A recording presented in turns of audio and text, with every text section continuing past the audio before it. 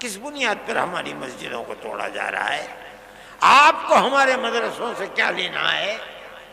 ہمارے مدرسے کے اندر پڑھنے والے کوئی احتجاج نہیں کرتے، بسوں کو آگ نہیں لگاتے، ریلوں کو آگ نہیں لگاتے، کوئی جھگڑا نہیں کرتے، امن و امان کے ساتھ زندگی گزارتے ہیں، پڑھتے ہیں اور اپنی زندگی کو گزارتے ہیں۔ آپ کے اوپر کیوں شاخ گزرتی ہے یہ بات؟ کیا آپ ملک کے امن و امان کو پسند نہیں کرتے؟ مسلمان اپنی آزادی مذہب کے ساتھ زندہ تھا۔ اس کے بعد یہ آئی حکومت، کانگریس کی حکومت کے اندر ایسا مسئلہ مسلمان کے ساتھ نہیں تھا۔ کانگریس کی حکومت ختم ہوئی، اب اس کے بعد یہ لگتا ہے کہ اس دستور کو بھی آگ لگا دی جائے گی اور مسلمان کو مذہب کے اعتبار سے نقصان پہنچایا جائے گا۔ میرے بھائی، ہم یہ سمجھتے ہیں کہ جب تک یہ دستور زندہ ہے آپ کو نہ کرنے کا کچھ حق ہے، اور ہم جائیں گے کورٹ میں، پہنچ گئے ہیں کورٹ کے اندر، فیصلہ کب آتا ہے کب نہیں ہوتا ہے ہمیں اس سے کوئی فکر نہیں۔ ہمارا ماننا یہ ہے کہ ملک کے اندر امن و امان رہ سکتا ہے تو اس کی صورت صرف یہی ہے کہ ملک کی ہر اقلیت اور اکثریت ایک دوسرے کے ساتھ مٹھی کی انگلیوں کی طرح سے جڑ کر رہے ہیں۔ جمعیت علماء اسی طرح زندہ رہتی ہے اور کام بھی اسی طریقے پر کرتی ہے، ہم اس چیز کو لے کر پہنچیں گے۔ لیکن میں یہ کہتا ہوں کہ یہ نظریہ دل میں پیدا کیوں ہوتا ہے کہ آپ مسلمان کو نقصان پہنچائیں اور اس کے مذہب سے بیگانہ کریں؟ آپ، میں سمجھتا ہوں کہ یہ چیز ملک کے لیے غلط ہے اور سارے ملک کو تباہ کر رہی ہے۔ آپ اقلیت اور اکثریت کے اندر گھسیں، ماحول کے اندر کاروبار کو دیکھیں، اقتصادیات کو دیکھیں، امن و امان کو دیکھیں، ہر اعتبار سے ملک تباہ اور برباد ہوتا چلا جا رہا ہے۔ میں آپ سے یہ بات کہتا ہوں کہ مدارس کا کردار اس ملک کی جڑوں کے اندر گھسا ہوا ہے۔ اگر کوئی نہیں مانتا تو اس کا مطلب یہ ہے کہ وہ ملک کی تاریخ سے ناآشنا اور ناواقف ہے۔ میں آپ سے کہہ رہا ہوں، ہو سکتا ہے اس سے پہلے کسی نے نہ کہا ہو، یہ ہمت نہ کی ہو، اس ملک کے اندر جس میں 250 سال تک اس ملک کا ہندو، مسلمان، جین، بدھ، ہر آدمی کے گلے کے اندر انگریز کی غلامی کا طوق پڑا ہوا تھا۔ ہر آدمی غلام تھا۔ اگر کسی جگہ سے آزادی وطن کے لیے جہاد کی آواز نکلی ہے وہ مدرسہ ہے۔ سب سے پہلا آدمی 1803 کے اندر جس دن انگریز نے کہا کہ ملک بادشاہ کا اور جنتا اللہ کی، لیکن حکومت آج سے ایسٹ انڈیا کمپنی کی ہے، سب سے پہلی آواز اس بات کی کہ ملک غلام ہو گیا اور آزادی وطن کے لیے جہاد کرنا ہر مسلمان اور ہر ہندوستانی کا فرض ہے، ایک عالم دین کی آواز تھی جو حضرت شاہ ولی اللہ محدث دہلوی کے بیٹے اور ان کے بیٹوں میں سب سے زیادہ علم جن کے دماغ اور سینے کے اندر پیوستہ شاہ عبدالعزیز صاحب محدث دہلوی، ایک مدرسے کے اندر دلی میں جس کو لوگ ان کے دادا کے نام پر رحیمیہ مدرسہ کہتے ہیں، آج بھی وہ کلا محل کے اندر اس مدرسے کی باقیات موجود ہیں۔ اس مدرسے سے آواز نکلی تھی کہ ملک غلام ہو گیا، ہندو غلام ہے، مسلمان غلام ہے، اکثریت غلام ہے، اقلیت غلام ہے، ہمیں جہاد آزادی کرنا ہمارا مذہبی فریضہ ہے۔ مدرسے کا یہ کردار ہے۔ اس مدرسے کو لٹوا دیا گیا، نام و نشان مٹ گئے، لیکن شاہ عبدالعزیز صاحب کو زہر دے دیا گیا، دلی سے نکال دیا گیا، لیکن وہ ایسا مرد مجاہد تھا کہ سب کچھ برداشت کیا مگر اس سے پیچھے نہیں ہٹے ہوئے۔ یہ ایک مدرسے سے نکلنے والی آزاد تھی۔ میں کہتا ہوں کہ آج جن مدرسوں کے اندر تالے لگائے جا رہے ہیں، یہی مدرسے تھے۔ سب سے پہلا مدرسہ دلی کا مدرسہ تھا جس نے غلامی کے خلاف آواز نکالی اور اتنے بڑے بڑے افراد کو پیدا کر دیا جنہوں نے 150 سال کی محنت کے بعد ملک کو آزاد کرا دیا۔ میں کہتا ہوں میری سمجھ میں نہیں آتی آج ان مدرسوں کو یہ کہا جائے کہ یہ دہشت گردی کا اڈا ہے۔ جو پڑھایا جا رہا ہے وہ دہشت گردی پڑھائی جا رہی ہے۔ اس کا مطلب ہے کہ وہ ایسے جاہل اور بے وقوف ہیں کہ انہیں ملک کی تاریخ کا کچھ پتہ نہیں ہے۔ پھر آپ دوسری جو سب سے بڑی چیز ہے وہ مساجد کے اوپر ہے۔ بلڈوزر چلائے جا رہے ہیں، جاہل ہیں، لوگ نہیں جانتے۔ حضرت شاہ عبدالعزیز صاحب نے مرکز مسجد کو بنایا تھا اور ایک اپنے خاندان کے شاہ اسماعیل شہید اور ایک آپ کے قریب رائے بریلی کے حضرت مولانا علی میاں صاحب رحمۃ اللہ علیہ کے آباء و اجداد میں جو ان سے متعلق تھے شاہ عبدالعزیز سے، ان دونوں کو جہاد آزادی وطن کے لیے کھڑا کیا۔ لوگ نہیں جانتے۔ اور مرکز ایک مسجد کو بنایا دلی کے اندر، اس کا نام تھا اکبری مسجد، جس کو شاہ جہاں کی بیٹی اکبری بیگم نے اس مسجد کو تعمیر کیا تھا۔ اس مسجد کو سید اسماعیل شہید رحمت اللہ علیہ کی تحریک کے لیے مرکز بنایا گیا۔ وہ تحریک یہیں سے چلی ہے۔ ان مسجدوں کو کہا جاتا ہے کہ ان کے اندر تالے بند کرو، بلڈوزر سے ان مسجدوں کو گرا دو۔ ارے پاگل ہو، بے وقوف ہو، اگر تمہارے گردن کے اندر غلامی کا طوق پڑا ہوا تھا، تم غلام تھے انگریز کے، تمہارے اندر ہمت نہیں تھی کہ تم انگریز کے خلاف کچھ کہہ سکو، اگر آواز اٹھی ہے انہی مسجد اور انہی مدرسوں سے اٹھی ہے۔ آج لوگ نہیں جانتے انگریز نے اس مسجد کو جو اکبری بیگم شاہ جہاں کی بیٹی کی بنائی ہوئی تھی، ان کی تحریک کے خلاف اس کو تہس نہس کر دیا، دفن کر دیا۔ وہ پارک ہے، ایڈورڈ پارک اس کا نام تھا، آج سبھاش اس کا نام ہے۔ دنیا نہیں جانتی جن مدرسوں کو اور مسجدوں کو تم بلڈوزر چلا کر برباد کر رہے ہو، یہی ملک کی آزادی اور غلامی سے نکالنے کی بنیادیں تھی۔ لوگ نہیں جانتے۔ میں یہ کہتا ہوں کہ کس بنیاد کے اوپر تم ان کی مخالفت کرتے ہو؟ یہی مدرسے تھے کہ اس کے بعد جب تم نے ان مدرسوں کو برباد کرا دیا، انگریز نے برباد کیا، تحریک اپنی جگہ پر رہی، ختم نہیں ہوئی۔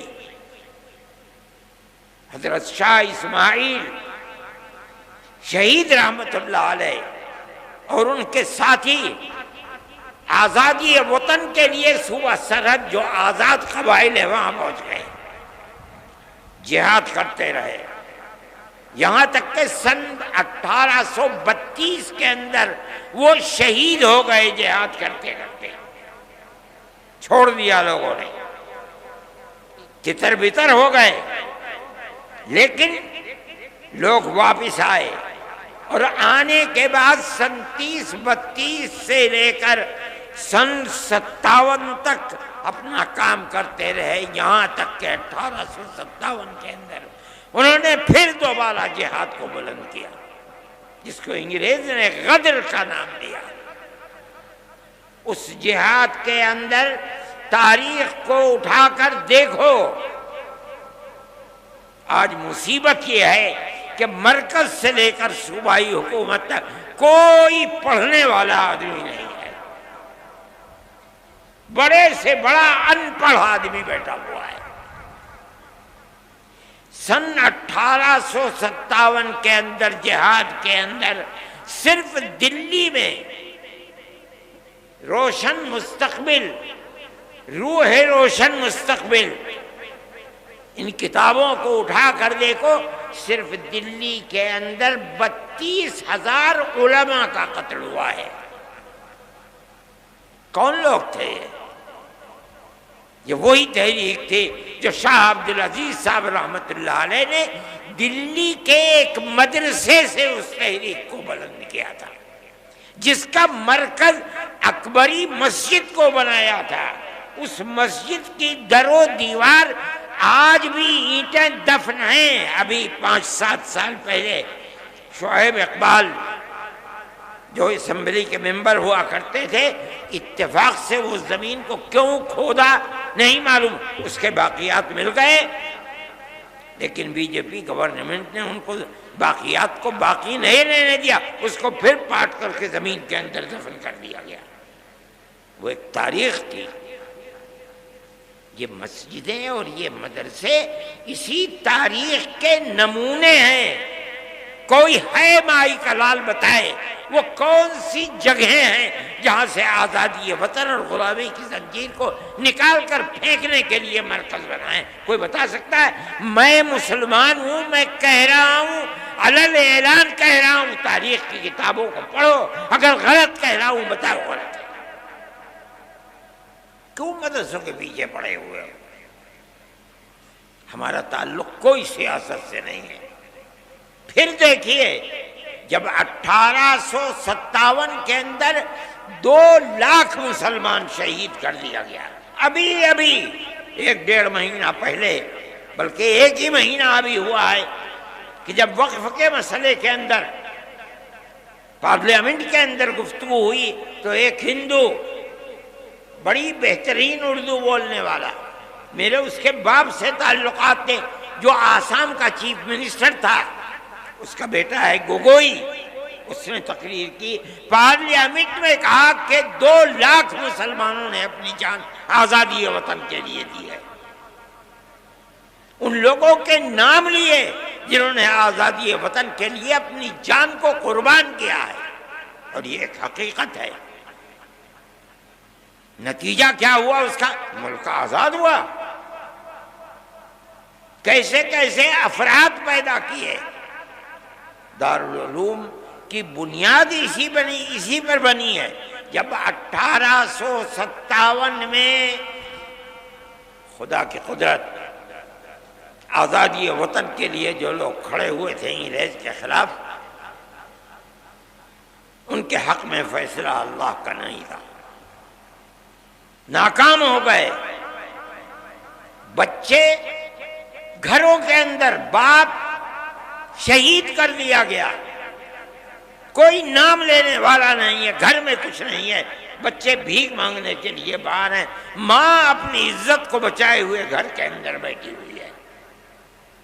چرچ کے لوگ نکل رہے ہیں، ان بچوں کا ہاتھ پکڑ رہے ہیں، ہمیں دو بچے کو، ہم اسے مفت پڑھائیں گے، مفت لکھائیں گے، مفت کپڑے دیں گے پہننے کے لیے، پڑھا کر کے ملازمت دیں گے، یہ اپنے پیٹ کو بھی پالے گا، تمہارے پیٹ کو بھی پالے گا۔ اس صورتحال کو جب عام معافی کا اعلان ہوا اور ان مدرسوں کا بنیادی کردار رکھنے والے حضرت نانوتوی اور حضرت گنگوہی اور ان کی جماعت نے دیکھا تو بیٹھ کر مدرسوں کے بنانے کا فیصلہ کیا، اور ٹھیک 9 سال کے بعد سن 1866 کے اندر دارالعلوم کی بنیاد ڈال دی۔ اس بنیاد کے بعد سب سے پہلی شخصیت جو سامنے آئی ہے وہ حضرت شیخ الہند رحمۃ اللہ علیہ کی شخصیت کہی جاتی ہے۔ ان کے شاگردوں کے شاگرد یہ لوگ ایسے تھے کہ جن کے رگو پے کے اندر خون تھا، اور وہ خون آزادی وطن کا تھا۔ وہاں سے پھر آزادی کی تحریک، چین سے نہیں بیٹھے، 2 مرتبہ شکست ہوئی۔ ایک مرتبہ تو وہ شکست ہوئی جس کے اندر شاہ عبدالعزیز صاحب کے 2 شاگرد تھے، اور ایک مرتبہ 1857 کی شکست۔ اس کے بعد انہوں نے دارالعلوم دیوبند کی بنیاد ڈالی۔ کس لیے؟ حضرت شیخ الہند رحمۃ اللہ علیہ فرمایا کرتے تھے کہ حضرت الاستاد حضرت نانوتوی رحمۃ اللہ علیہ نے جس لیے دارالعلوم کی بنیاد رکھے میں اسے جانتا ہوں۔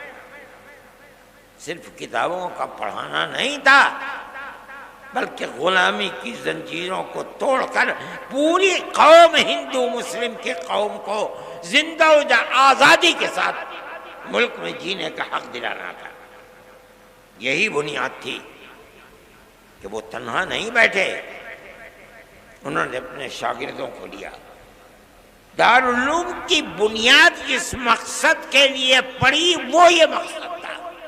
پھر ایک مدرسہ نہیں، اس مدرسے سے 50 سال کے اندر سن 66 سے لے کر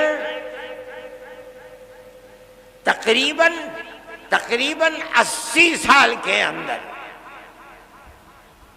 ہزاروں مدرسے ملک کے اندر بنا دیے گئے، یہاں تک کہ سن 47 کے اندر ملک آزاد ہو گیا۔ ان مدرسوں کی بنیاد کیا تھی؟ آزادی وطن بنیاد تھی، غلامی کی زنجیروں کو توڑنا تھا، یہی بنیاد تھی کہ حضرت شیخ الہند رحمۃ اللہ علیہ نے آخری سانس ملک کی آزادی کے لیے انہوں نے اور ان کے شاگردوں نے، مفتی کفایت اللہ صاحب شاہ جہاں پوری، حضرت مدنی، انور شاہ کشمیری، اور اس کے بعد ان کے شاگرد، یہاں تک کہ ملک سن 47 کے اندر آزاد ہو گیا۔ اور حضرت شیخ الہند رحمۃ اللہ علیہ کے اندر اللہ نے آزادی وطن کے لیے کتنی طاقت رکھی تھی اور کیسا جذبہ تھا، ایسے افراد دنیا کے اندر کم ملتے ہیں۔ حضرت جب واپس آئے مالٹا کی جیل سے سن 1919 کے اندر، بلکہ سن 1920 کے اندر، جمعیت علماء 19 میں قائم ہوئی اور 20 میں حضرت شیخ الہند مالٹا کی جیل سے ہندوستان واپس آئے ہیں، تو ریاست بہاولپور کے ان کے جو سب سے قریبی آدمی تھے، گویا کہ وزیر اعظم تھے سر رحیم بخش، انگریز نے ان کو سر کا خطاب دیا تھا، انگریز نے ان کو بھیجا تاکہ حضرت شیخ الہند سے ملے اور یہ کہیں کہ حضرت آپ چلے گئے، دارالحدیث دارالعلوم دیوبند کی سونی ہو گئی، لوگ آپ کے پاس آ کر کے تصوف کی مشق کیا کرتے تھے، ذکر الہی میں مشغول تھے، وہ بھی سلسلہ ختم ہو گیا۔ اب آپ چند روز ہے، خدا جانے کتنے دن کی زندگی ہے، آپ ایک جگہ بیٹھ جائیے۔ آپ نے پوری کوشش کر لی انگریز کو ہٹانے کے لیے، مگر انگریز حکومت تو اپنی جگہ سے ٹس سے مس ہوئی نہیں ہے، تو پھر آپ کو اپنی زندگی، وہ کام جو آپ کے بعد ختم ہونے کو ہیں، انہیں پھر دوبارہ زندہ کرنا چاہیے۔ وہ بوڑھا آدمی جو وہاں سے آنے کے بعد 1 سال اور کچھ مہینے زندہ رہ سکا، اس نے کیا جواب دیا؟ اسی مدرسے سے نکلے ہوئے لوگ تھے. انہوں نے کہا آپ اپنی بات پوری کر چکے؟ کہا کر لی. فرمایا کہ میں بوڑھا ہو گیا. جس سرزمین پر انگریز کی حکومت ہے وہاں جینا تو جینا، اس سرزمین پر مر کے دفن ہونا بھی مجھے گوارا نہیں ہے. میں تو ہندوستان صرف اس لیے آیا ہوں کہ میں آ کر اعلان کروں کہ انگریز کی غلامی حرام ہے. میں بوڑھا ہو گیا، میرے پیروں میں چلنے کی طاقت نہ رہی اگر، تو میں اپنے شاگردوں سے کہوں گا کہ مجھے ایک چارپائی پر لٹا دیں اور اپنے کاندھوں پر لے کر ملک کے گاؤں گاؤں جائیں اور میں ہر گاؤں میں یہ اعلان کروں کہ انگریز کی غلامی حرام ہے. یہ تڑپ کس میں پیدا ہوئی؟ کہاں سے پیدا ہوئی؟ مدرسوں سے پیدا ہوئی ہے. ان مدرسوں کو بنایا کس لیے گیا؟ دارالعلوم کو کس لیے بنایا گیا؟ دارالعلوم سے 25,000 مدرسوں کو کس لیے بنایا گیا؟ اس ملک کے اندر آزادی کے جذبہ جہاد کے لیے بنایا گیا، ہندو مسلم محبت کے لیے بنایا گیا، ملک کے اندر امن و امان قائم کرنے کے لیے بنایا گیا. تم ان مدرسوں کو کیوں ان کی جڑ کو کھودتے ہو؟ وہ تم سے کچھ نہیں لیتے. مسلمان رکشہ چلاتا ہے اور صبح سے شام تک جو ملتا ہے اس میں سے 2 پیسے اپنے مدرسے کو ہی دیتا ہے. ہم تو کسی دولت مند کے سے پیسے نہیں مانگتے، کسی گورنمنٹ سے پیسہ نہیں مانگتے. ایک مرتبہ اندرا جی تھیں، نہیں سونیا جی تھیں، اور ارجن سنگھ زندہ تھے. انہوں نے اور سہیل صدیقی، جن کو پارلیمنٹ نے کالج اور یونیورسٹیوں کے اقلیتی کردار کے لیے ان کو امین بنایا تھا، وہ بھی تھے. ان سب نے مل کر کے ایک کمیٹی دلی کے اندر بنائی. انہیں لوگ مل بھی گئے، کچھ لوگ تھے، مولوی فضیل تھے گورکھپور کے، اور دوسرے لوگوں نے مل گئے، انہوں نے بلا لیا. مجھے بھی بلایا مگر میں بھول گیا. مجھے ایک صاحب نے کہا کہ بھائی انہوں نے بلایا تھا تم گئے نہیں. مجھے یاد آیا، میں فوراً گھر میں گیا، بریف کیس میں ایک جوڑی کپڑا رکھا اور ایک گاڑی 10 بجے جاتی تھی، میں اس گاڑی میں سوار ہو کے دلی پہنچ گیا. صبح کی میٹنگ تو ختم ہو گئی تھی، ظہر کے بعد 2 بجے کی میٹنگ تھی. میں بریف کیس اٹھا کر کے وہاں چلا گیا، جا کے بیٹھ گیا. انہوں نے مجھے دیکھا تو اسٹیج کے اوپر بلا لیا. جلسہ شروع ہو گیا، میرا نام آیا تو میں کھڑا ہو گیا اور میں نے کہا کہ مدارس کے سلسلے میں آپ جو تحریک چلا رہے ہیں کہ مدارس مدرسہ بورڈ سے ملحق ہو، اور آپ 800 کروڑ کا بجٹ بھی لے کر کے آ گئے، آپ کیوں یہ چاہتے ہیں؟ آپ کو مدرسوں کی کردار کا پتہ ہے کہ مدرسوں نے کیا کیا ہے. میں نے ان کے سامنے یہ چیز رکھی کہ ملک غلام تھا. مدرسوں کی تحریک دارالعلوم دیوبند سے چلی. بنیاد اس کی کیا تھی؟ آپ سے وہ 2 پیسے نہیں چاہتے، اس لیے کہ انہیں یقین ہے کہ اگر آپ پیسہ دیں گے تو کل کو آپ ان کے نظام تعلیم میں بھی دخل دیں گے، ان کے نصاب تعلیم میں بھی دخل دیں گے. وہ اپنے آپ کو آزاد رکھنا چاہتے ہیں. ارجن سنگھ کہنے لگے کہ ہم وعدہ کرتے ہیں کہ ہم دخل نہیں دیں گے. میں نے کہا میں نہیں کہتا ہوں کہ آپ جھوٹ بول رہے ہیں، بالکل سچ بول رہے ہیں، لیکن آپ میری ایک بات کا جواب دیں. ابھی الیکشن کے اندر 2 سال باقی ہیں، 3 سال گزر چکے، اقتدار کی کرسی پر آپ بیٹھے ہیں. آپ کہہ رہے ہیں کہ ہم دخل نہیں دیں گے، کیا آپ مجھے گارنٹی دے سکتے ہیں کہ 2 سال کے بعد جو اگلا الیکشن ہوگا آپ ہی جیت کر آئیں گے؟ کہنے لگے نہیں گارنٹی نہیں دے سکتے۔ میں نے کہا ٹھیک کہتے ہیں، آپ تو 2 سال کی بھی گارنٹی نہیں دے سکتے، اور میں مدرسے کا آدمی ہوں، میں اپنے دل کے اندر یہ ارمان رکھتا ہوں کہ اگر اللہ نے مجھے قیامت تک کی زندگی دی تو میں قیامت تک مدرسے کو زندہ رکھوں گا، میرا آپ سے کیسے ساتھ ہو سکتا ہے؟ اس لیے میں جمعیت علماء کے پلیٹ فارم سے کہتا ہوں، ہم کل بھی مخالف تھے گورنمنٹ کی مدد کے، آج بھی مخالف ہیں، اور جب تک زندہ رہیں گے مخالفت کرتے رہیں گے۔ ہمیں آپ کی کیا ضرورت ہے؟ مدرسہ ہماری دنیا نہیں ہے، ہمارا دین ہے۔ جس طرح مسجد ہمارا دین ہے، اسی طرح مدرسہ بھی ہمارا دین ہے۔ اگر مسجد میں نماز پڑھی جاتی ہے، مدرسے میں نماز پڑھنا سکھلایا جاتا ہے۔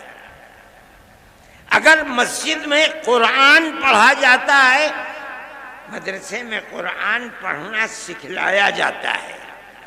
دونوں ایک چیزیں ہیں۔ جب ہم مسجد میں آپ سے کوئی مدد نہیں لیتے، ہم مدرسے میں کیوں آپ سے مدد لیں؟ ہم نہیں آپ سے مدد لینا چاہتے ہیں۔ میں نے یہ بات کہی، میرے آدمی تھے وہاں بہت، لیکن صبح سے جو سن رہے تھے سب خاموش بیٹھے ہوئے تھے۔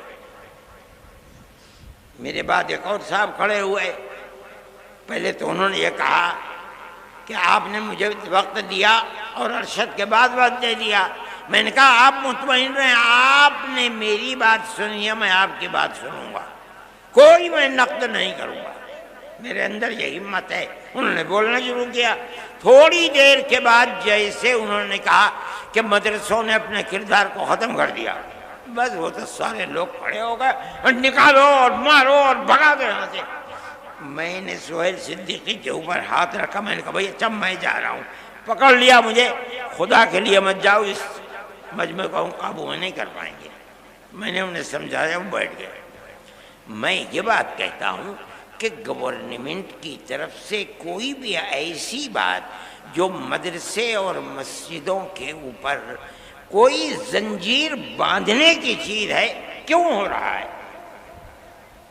مدرسوں نے تو اس ملک کی آزادی کے لیے سب سے پہلی آواز مدرسوں نے اٹھائی ہے۔ وہ مسجد جس کو انگریز نے مکمل تباہ کر دیا، اکبری مسجد، کیا ہوا تھا وہاں؟ غلامی کی زنجیر کو توڑنے کی تحریک وہاں سے چلی تھی۔ آج بھی اگر زمین کو کھودو گے ایڈورڈ پارک کی تو وہاں سے وہ ان کی دیواریں مل جائیں گی۔ آج انہی مسجدوں کے لیے یہ صورتحال چل رہی ہے، کیسے قابل قبول ہو سکتی ہے؟ ہم یہ سمجھتے ہیں کہ ملک کے اندر جو چیز جو ذہن پنپ رہا ہے وہ اس ملک کو تباہی کی طرف لے کر کے چل رہا ہے۔ ایک چیز نہیں ہے، مدرسے اور مسجدوں کا مسئلہ ہے۔ اسلام کے خلاف جو تحریکیں چل رہی ہیں وہ تحریکیں انتہائی بدترین تحریکیں ہیں۔ سب سے پہلا مسئلہ ہے طلاق، ہم اس کے اوپر خاموش رہے، ہم گورنمنٹ کے مقابلے میں نہیں آئے۔ ہم نے یہ سوچا کہ بھئی ایک چیز ہے، چلو جس کے دل کے اندر ایمان ہے وہ اسلام کے قانون پر عمل کرے گا، جو کورٹ میں جائے گا کورٹ اس کے لیے فیصلہ کرے گا۔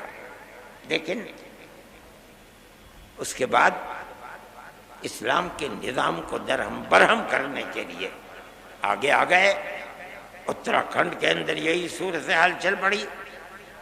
پھر چلیے اتراکھنڈ کے اندر چل رہی تھی، مرکزی گورنمنٹ نے اس کے سلسلے میں تمام ادیان کو ملا کر کے ایک نیا دین بنانے کی بات کو شروع کر دیا۔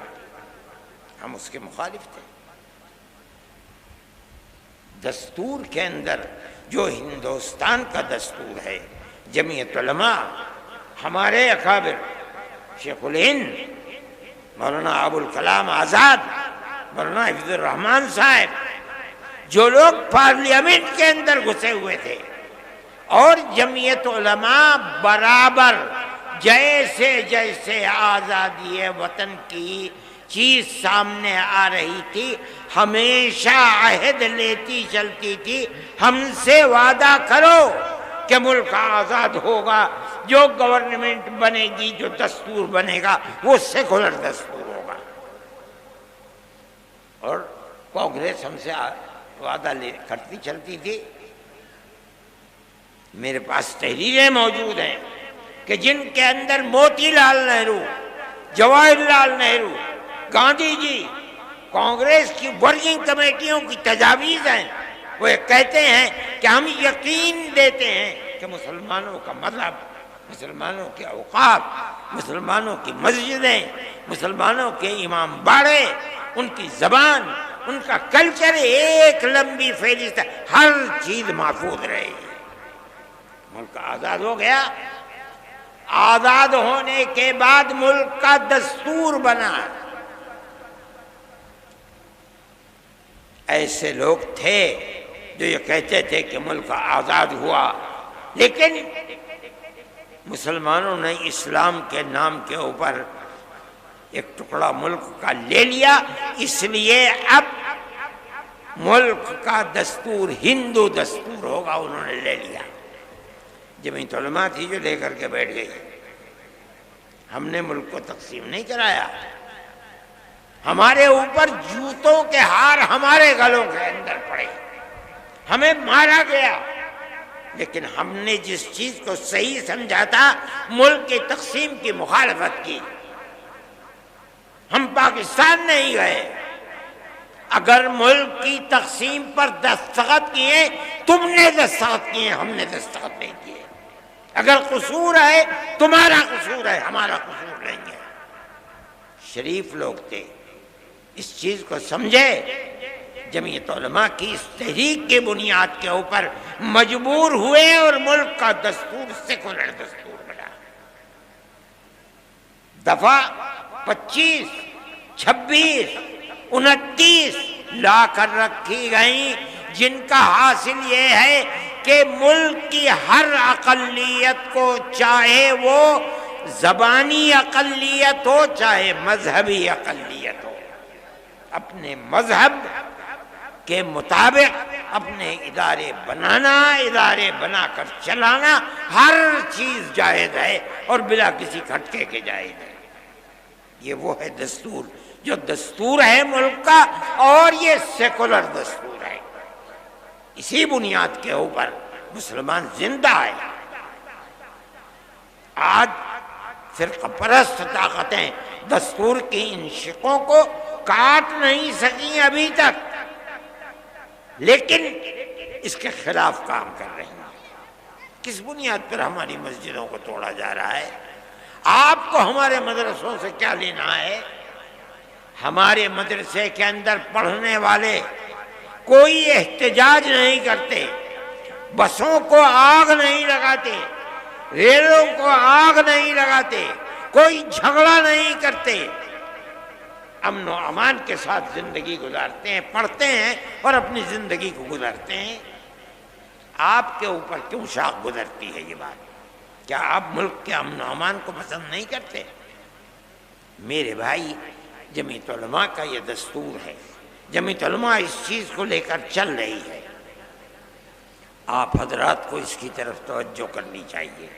میں یہ کہتا ہوں کہ آپ کو دستور نے حق دیا ہے، ہم اس چیز کو لے کر جمعیت علماء کورٹ میں چلی گئی ہے، سپریم کورٹ کے اندر، ان حالات میں جبکہ حکومتوں کی بنیاد نفرت کی سیاست پر ہے، جمعیت علماء نہیں سمجھتی کہ کوئی اور راستہ ہے علاوہ اس کے کہ ہم سپریم کورٹ کے کنڈی کو کھٹکھٹائیں۔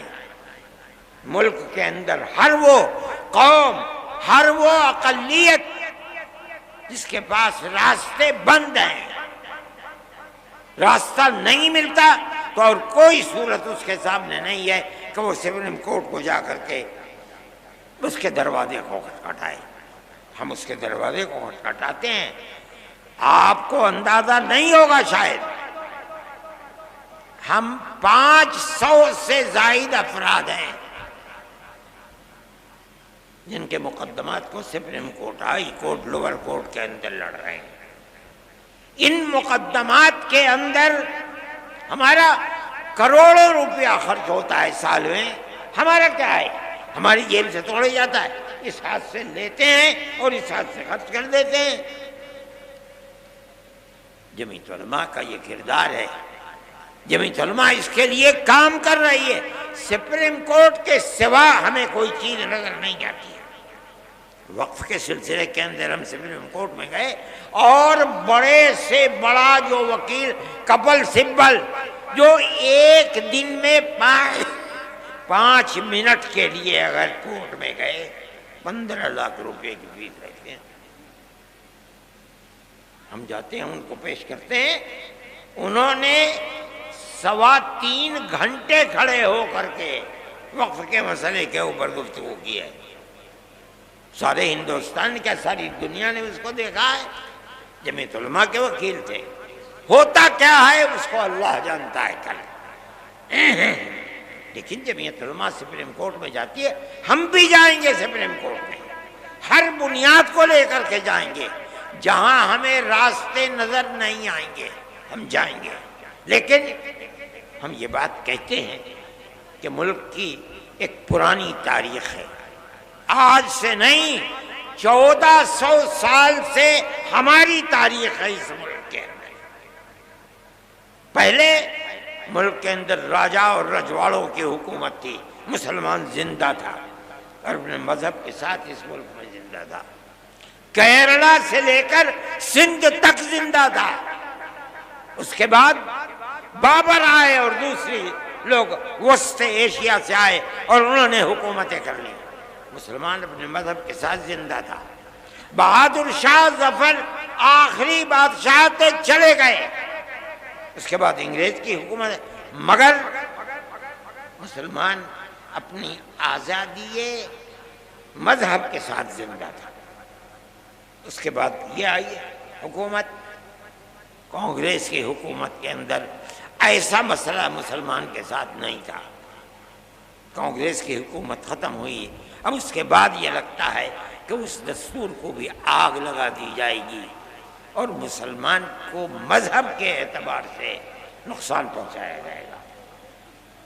میرے بھائی، ہم یہ سمجھتے ہیں کہ جب تک یہ دستور زندہ ہے آپ کو نہ کرنے کا کچھ حق ہے، اور ہم جائیں گے کورٹ میں، پہنچ گئے ہیں کورٹ کے اندر، فیصلہ کب آتا ہے کب نہیں ہوتا ہے ہمیں اس سے کوئی فکر نہیں۔ ہمارا ماننا یہ ہے کہ ملک کے اندر امن و امان رہ سکتا ہے تو اس کی صورت صرف یہی ہے کہ ملک کی ہر اقلیت اور اکثریت ایک دوسرے کے ساتھ مٹھی کی انگلیوں کی طرح سے جڑ کر رہے ہیں۔ جمعیت علماء اسی طرح زندہ رہتی ہے اور کام بھی اسی طریقے پر کرتی ہے، ہم اس چیز کو لے کر پہنچیں گے۔ لیکن میں یہ کہتا ہوں کہ یہ نظریہ دل میں پیدا کیوں ہوتا ہے کہ آپ مسلمان کو نقصان پہنچائیں اور اس کے مذہب سے بیگانہ کریں آپ؟ میں سمجھتا ہوں کہ یہ چیز ملک کے لیے غلط ہے اور سارے ملک کو تباہ کر رہی ہے۔ آپ اقلیت اور اکثریت کے اندر گھسیں، ماحول کے اندر کاروبار کو دیکھیں، اقتصادیات کو دیکھیں، امن و امان کو دیکھیں، ہر اعتبار سے ملک تباہ اور برباد ہوتا ہے۔